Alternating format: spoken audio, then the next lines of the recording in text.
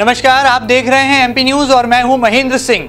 मध्य प्रदेश में 27 विधानसभा सीटों पर होने वाले उपचुनाव का अंक गणित अब धीरे धीरे साफ हो रहा है और आज हम बात करने वाले हैं मालवा और निमाड़ क्षेत्र की। जी हां, निमाड़ क्षेत्र की एक ऐसी विधानसभा है जहां पर इन दिनों चेहरों के बीच में महाभारत दिखाई दे रही है। ये महाभारत है तमाम नेताओं के बयानबाजी की और ये महाभारत है चेहरों के बीच में चल रही नित नई चुनौतियों की। दरअसल हम बात कर रहे हैं खंडवा के नजदीक मानधाता विधानसभा सीट की। मानधाता की महाभारत कुछ ऐसी है कि इसमें बीजेपी और कांग्रेस के दिग्गज चेहरों के बीच में भिड़ंत होती नजर आ रही है। आखिर कौन से वो चेहरे हैं? यहाँ पर ये दो तस्वीरें आपको जरूर दिखाई दे रही हैं, लेकिन इन तस्वीरों में क्या वो सही प्रत्याशी छुपे हैं जो कि कांग्रेस और बीजेपी में जीत का झंडा लहरा सकते हैं? दरअसल कहा जा रहा है सूबे की सियासत में कि पूर्व केंद्रीय मंत्री और प्रदेश कांग्रेस के पूर्व अध्यक्ष अरुण यादव मानधाता से कांग्रेस का झंडा लहराने वाले हैं। ऐसे में भला बीजेपी ने भी यहां पर रणनीति बदल दी है। कहा जा रहा है कि बीजेपी सांसद नंद कुमार सिंह चौहान के साथ सामंजस्य बैठाकर यहां पर पूर्व कैबिनेट मंत्री अर्चना चिटनिस को बीजेपी का चेहरा बनाया जा सकता है। क्या राष्ट्रीय स्वयंसेवक संघ के खाते में मानधाता की सीट बीजेपी डाल पाएगी और क्या कांग्रेस में कमलनाथ और दिग्विजय सिंह की जोड़ी का कमाल देखने को मिलेगा? और आखिर कौन है वो मानधाता के महाभारत का विलन जिसने एक ऐसा बयान दिया है जो कि सियासी भूचाल ला रहा है? तमाम चेहरों पर से पर्दा उठाते हैं और जानने समझने की कोशिश करते हैं कि मानधाता की ये महाभारत आखिर कहां जाकर थमने वाली है, कहां जाकर खत्म होने वाली है। तमाम जानकारियों को लेने के लिए जुड़ते हैं एमपी न्यूज के कॉरेस्पॉन्डेंट शार्दुल राठौर से। शार्दुल जी, क्या लगता है किस तरह से सियासी अंकगणित मानधाता में आपको नजर आता है और क्या वाकई में ये मान लिया जाए कि मानधाता विधानसभा उपचुनाव में अरुण यादव बनाम अर्चना चिटनिस का मुकाबला लगभग तय हो गया है?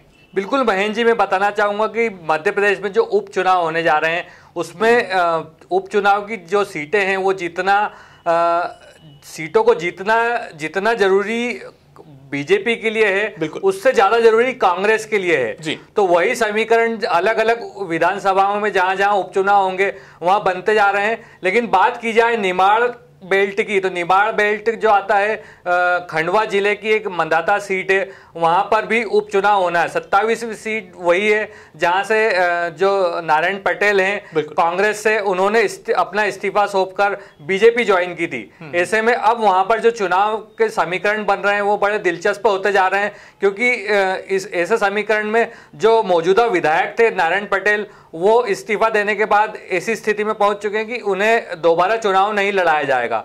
अब वहां पर नए चेहरे प्रत्याशी के रूप में देखने को मिल रहे हैं। अगर बात की जाए बीजेपी की, तो बीजेपी से वहां पर अर्चना चिटनिस को मैदान में उतारा जा सकता है। वहीं अगर कांग्रेस की बात की जाए तो कांग्रेस भी इस सीट को ऐसे ही खाली नहीं छोड़ना चाहती है, इसलिए कोई मजबूत दावेदार को उतारना चाहेगी। तो ऐसे में अरुण यादव का नाम वहां पर सबसे ज्यादा मजबूत स्थिति में माना जा रहा है, क्योंकि ये जो सीट है यहाँ हमेशा अक्सर यादव बहुल क्षेत्र माना जाता है। यहाँ यादवों का जो कद है वो हमेशा वर्चस्व वाला रहा है और यादवों के वर्चस्व के कारण इस सीट को कांग्रेस समर्थित सीट माना जाता था।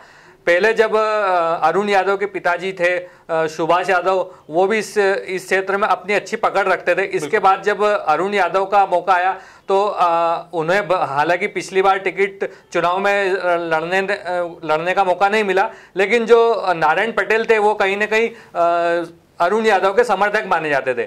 ऐसे में अब स्थितियां बदल चुकी है।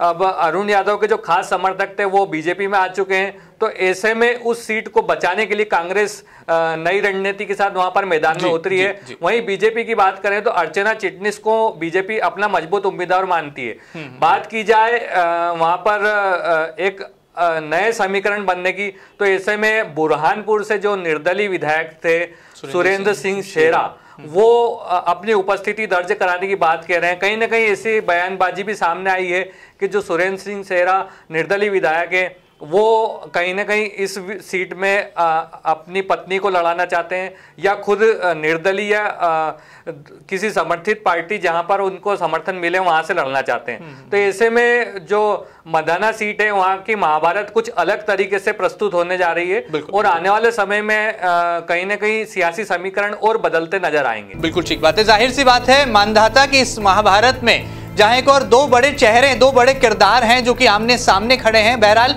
फिलहाल राजनीतिक दलों ने फैसला जरूर नहीं किया है, प्रत्याशियों के नामों का ऐलान नहीं हुआ है, लेकिन उसके बावजूद तमाम तरह की सियासी चर्चाएं हैं, क्योंकि अरुण यादव जो लगातार हाशिए के दौर से गुजर रहे हैं, कांग्रेस में अपनी वापसी को लेकर अरुण यादव रिटर्न्स लिखने को लेकर आतुर यहां पर नजर आ रहे हैं। तो दूसरी तरफ अर्चना चिटनिस जो कि बुरहानपुर से चुनाव हारी थी पिछला विधानसभा चुनाव, अब वो दोबारा यहां पर भाग्य आजमाना चाहती हैं और कहा जाता है कि किसान बहुल्य ये मानधाता विधानसभा क्षेत्र माना जाता है। अन्नदाता जो कि किसान होते हैं वो यहां पर निर्णायक भूमिका में है। ऐसे में कांग्रेस को पूरी आस है कि कर्ज माफी का जो बड़ा पत्ता उनके हाथ में है वो यहां पर गुल खिलाएगा, रंग दिखाएगा और कांग्रेस यहां पर अपने पंजे को मजबूती दे पाएगी। तो दूसरी तरफ बीजेपी को आस है कि वहां पर क्षेत्रीय सांसद नंद कुमार सिंह चौहान जो कि पूर्व में प्रदेश बीजेपी के अध्यक्ष भी रहे हैं, यदि वो तालमेल सही तरीके से बिठा लें और बीजेपी के कार्यकर्ता राष्ट्रीय स्वयंसेवक संघ की रणनीति पर चलें तो अर्चना चिटनिस की जीत यहां पर बीजेपी को सुनिश्चित नजर आती है। बहरहाल